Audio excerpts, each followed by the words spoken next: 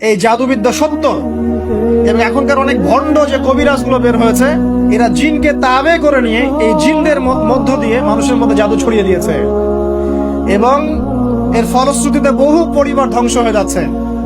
এই জাদুবিদ্যা সত্য।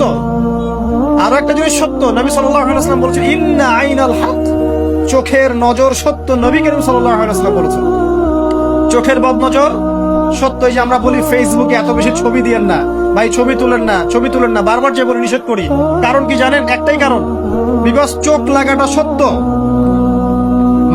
মানুষের চোখ লাগে, এই কথা শুনলে অনেক মজুমদাররা হাসবে না?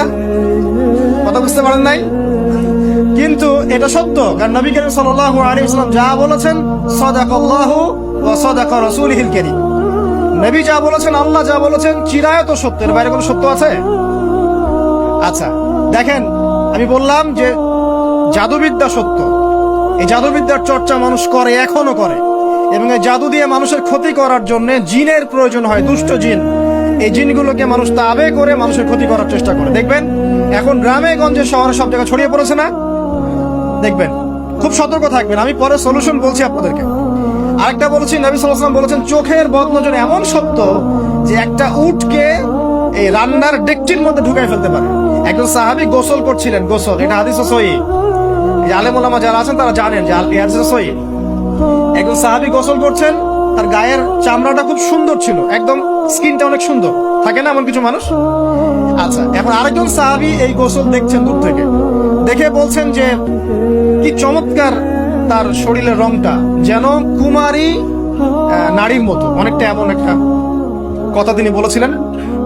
সাথে সাথে এই সাহাবী অজ্ঞান হয়ে পড়ে গেছে। কোন সাহাবী? যিনি গোসল করছিলেন।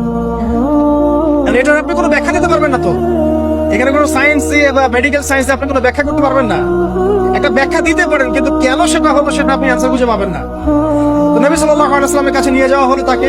তিনি বললেন যে এই ব্যক্তির ব্যাপারে কি কেউ ভালো মন্দ কিছু বলেছিল? তখন একজন সাহাবী বলেন, হ্যাঁ, অমুকে বলেছে এর স্কিনটা অনেক সুন্দর, ওকে ডেকে নিয়ে আসো। ওকে ডেকে আনা হলো। ডেকে আনার পর নবীজি তাকে অনেক শাসালেন, তোমরা তোমাদের ভাইদেরকে কি মেরে ফেলতে চাও? তখন এই সাহাবী তো অবাক, আমি আবার কখন মারতে চাইলাম ইয়া রাসূলুল্লাহ? আমি তো মারতে চাই নাই, আমি তো খালি বলেছি যে তার গায়ের রংটা অনেক সুন্দর। তখন তিনি বললেন, কেন তুমি সুবহানাল্লাহ বললে না, কেন তুমি মাশাআল্লাহ বললে না?